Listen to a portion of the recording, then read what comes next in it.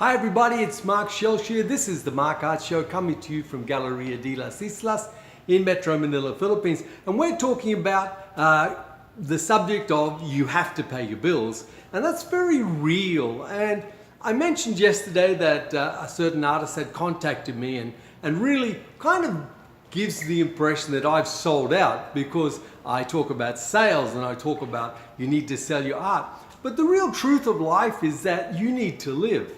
Every artist needs to be able to pay their bills, pay their rent, and live a good life. I don't think artists were ever meant to be starving artists, and I don't think they're ever meant to be poverty-stricken. I think that's the thing of romance. That's the thing of books and movies, and the stories that people want to tell themselves about the bitter, twisted, tormented artist. Now, the world likes that.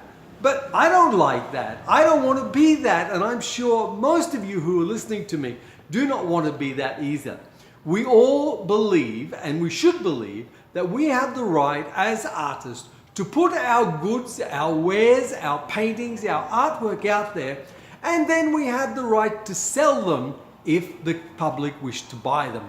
Okay? So it's one thing putting your work out there, it's another thing selling the work. So yesterday we talked about the mindsets and the different things that are there. So let's look at some strategies today about selling your art. Now, for those of you guys who have been with me a long time, this is going to be a little bit of revision.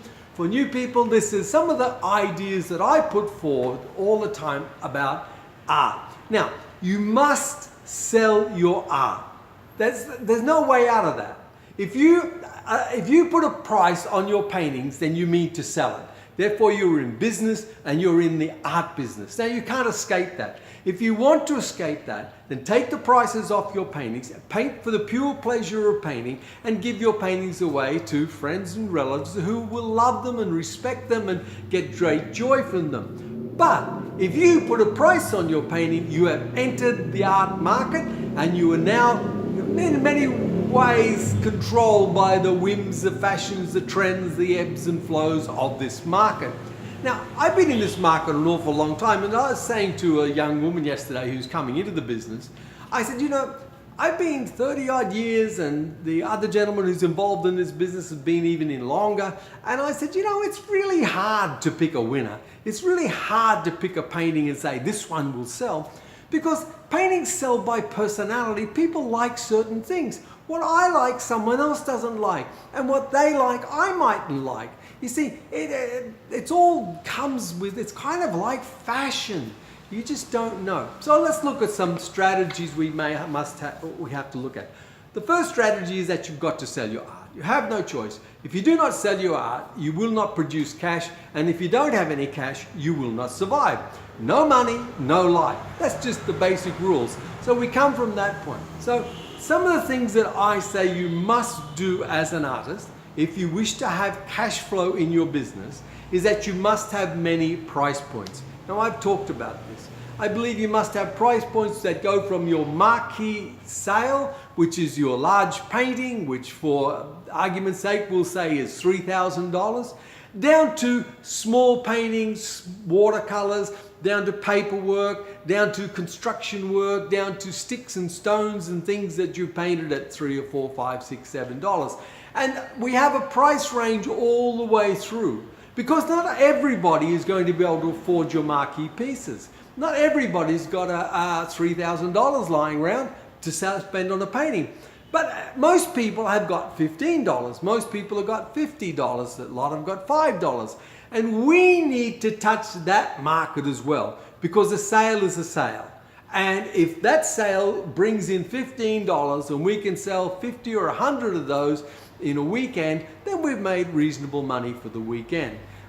It would be much better, of course, to sell one marquee piece, but that's going to take a lot to sell that piece. You know, a lot of artists have the idea that, you know, they paint it and put it up and it'll sell. And that's not the way it works. You paint it, you put it up, and then you got to sell it. It just doesn't sell itself. It takes time. So, okay, other things you must do. You must learn to sell. I keep stressing that all the time.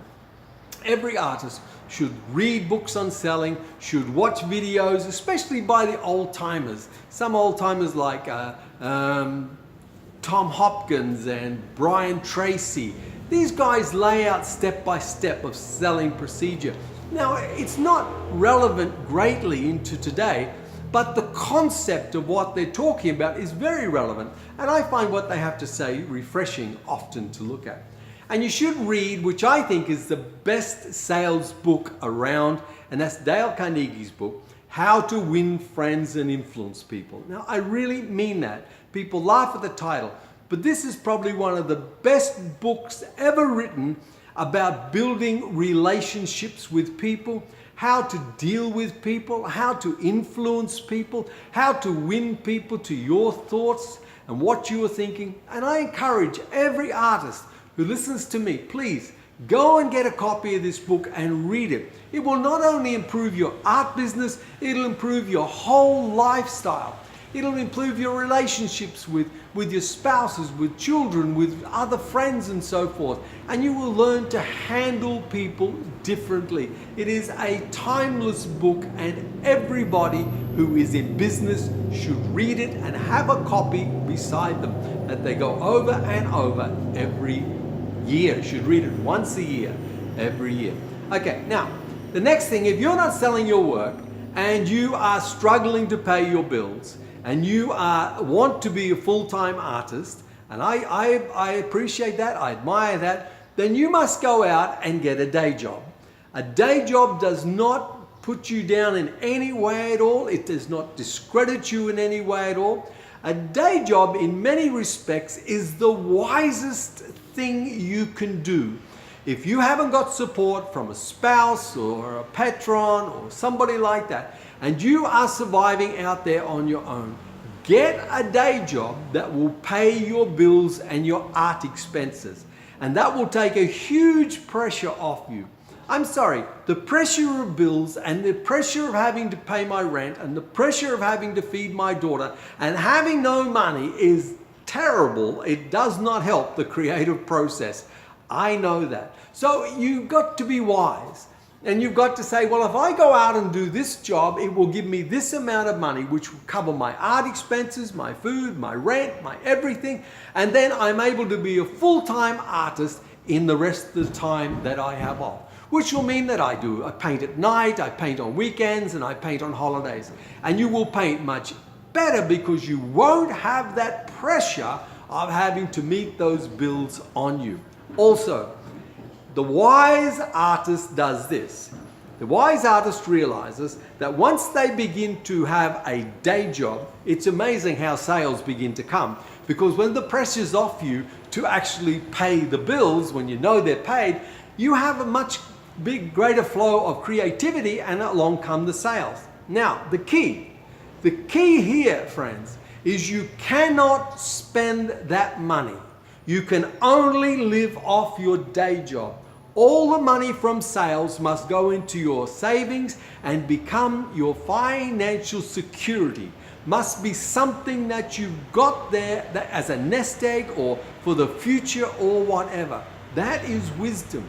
And the only time you would go back and get rid of your day job is when you are making double what your day job gives you now. Then you're still able to have enough money to live on and bank the other half. Saving is the key to getting wealthy. Saving is the key to having financial security. So friends, paint in your leisure hours, use them wisely. You'll be amazed how much more you can get done in those hours when you have a day job. Because, you know, when you're painting full time, a lot of that time when you've got financial pressures on you, you're not painting, you're just sitting there scratching your head saying, how am I going to get out of this mess? I got no sales. Okay? I'm going to have to leave the next one till tomorrow. We'll finish it tomorrow. But look, those keys are so important, my friends. We must get sales, so get price points into your art business. And if you have not got enough money to pay your bills, to meet your rent, to pay your expenses, get a day job so you can be a full-time artist after hours. That will set you free from a lot of pressure, stress, and worry, and you'll be free to paint your beautiful work. I hope this is helpful to you. please let me know. Let me know in your comments and so forth, and what other things you'd like me to speak about. But my heart is really to see you artists be liberated from poverty, from the stresses of this financial problems that many artists get themselves into. Debt is no answer. Credit cards need to be cut up, and you need to free yourself from these things so that you can be liberated to produce beautiful work and sell it to admiring customers. Okay, you have a great day, friends. Remember to reach out and touch people. People are hurting out there. Hugs and smiles are free. Give them away generously. Hey, and I'm going to look forward to seeing you in your studio in the future sometime. Okay, you have a fabulous day. I'm going to talk to you tomorrow. Ciao.